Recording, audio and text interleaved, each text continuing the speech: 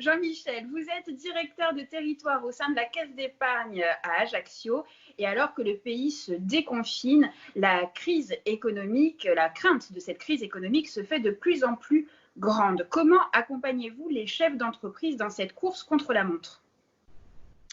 Alors effectivement, nous les avons accompagnés déjà dès le départ du confinement avec certaines mesures qui ont été prises dès que possible et le plus rapidement en tout cas. À savoir que déjà dans un premier temps, nous avons décidé, quand je dis nous, c'est la direction de l'établissement. Encore une fois, ce que je vais dire là ne concerne que la Caisse d'épargne CEPAC. Je ne sais pas précisément ce qu'ont fait nos confrères, mais j'imagine des choses un petit peu similaires. Donc la première des choses, ça a été de suspendre les échéances de crédit de tous nos clients professionnels, de manière à déjà dans un premier temps alléger leur trésorerie, puisque pour la plupart, leurs rentrées se sont brutalement arrêtées, notamment on pense aux restaurateurs qui ont dû fermer du jour au lendemain. Donc ça a été le premier point, tout ce qui est échéance de prêt, crédit bail immobilier. La deuxième mesure qui a été mise en place, là encore, de manière très réactive, ça a été de positionner des découverts autorisés plus importants que ce qu'avaient nos clients.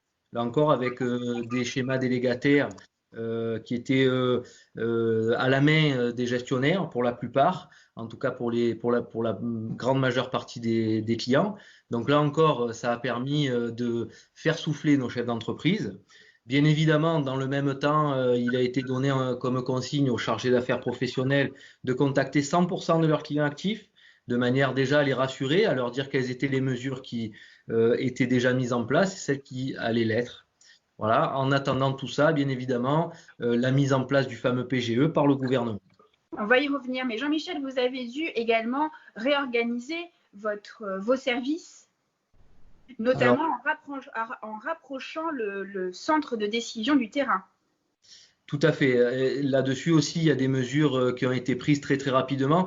Déjà, la première, ça a été de mettre en télétravail l'ensemble des chargés d'affaires professionnels, ayant été noté que cette profession-là était au cœur des préoccupations et que nous ne pourrions pas nous passer d'eux en ces temps de crise. Voilà, donc, on a privilégié tout ce qui était chargé d'affaires dédié aux professionnels, puisque c'était vraiment eux qui subissaient la crise de plein fouet. Ça a été la première procédure. Et après, il y a effectivement une réorganisation qui s'est faite en interne pour tout ce qui est système de décision, de manière à ce que le réseau dans les régions ait la possibilité de décider, on va dire, plus de 90% des dossiers, que ce soit sur la mise en place des découverts ou la mise en place des PGE. Alors justement, ce fameux PGE, prêt garanti par l'État, je crois qu'au 30 avril, plus de 2500 entreprises corses en avaient déjà bénéficié. Que pouvez-vous nous en dire? Est-il ouvert à tous les professionnels? Alors oui, Caroline, le PGE est bien ouvert à tous les professionnels, ça l'État a été bien clair là-dessus. Néanmoins,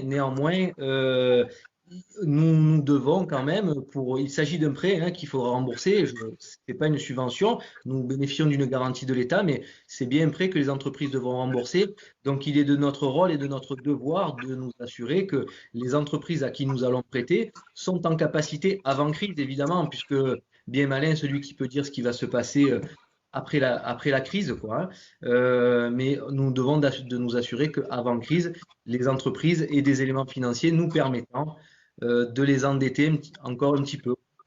Il y a également des dispositifs locaux, régionaux qui existent? Alors, en effet, là aussi, nos élus locaux ont bien réagi à la crise. Alors, pour les entreprises, dans un premier temps, qui ne sont pas éligibles au PGE, il y a la CTC qui a mis une aide allant de 1 500 à 5 000 euros pour aider les entreprises qui, elles, n'étaient pas éligibles pour les motifs qu'on vient d'évoquer, c'est-à-dire que une situation comptable déjà trop tendue avant crise, pour des raisons diverses et variées.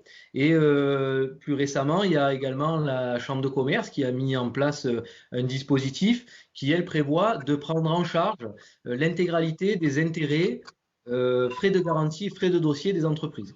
Donc là encore, on est dans un dispositif de crédit, dans le cadre de crédits de trésorerie, on n'est pas dans des crédits d'investissement, mais les entreprises n'auront pas à supporter les frais afférents à ce crédit et rembourser uniquement le capital.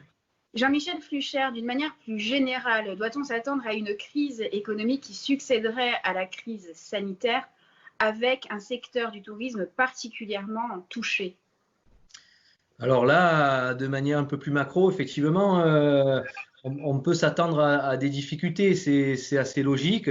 On sait en plus qu'en Corse, 33% de notre activité, hein, du PIB de la Corse, est directement lié au tourisme. On ne sait pas encore comment va se dérouler la saison. Donc, il est évident qu'il y a une crise économique qui va forcément en découler. Après, encore une fois, le PGE, je pense, aidera la grande majeure partie de nos entreprises à passer la tempête. Espérons que la plupart soient encore debout quand ça va reprendre. En tout cas, nous, on sera à leur côté pour les aider le plus possible. Est-ce que vous pensez que c'est une période aussi pour se réinventer, pour repenser l'économie?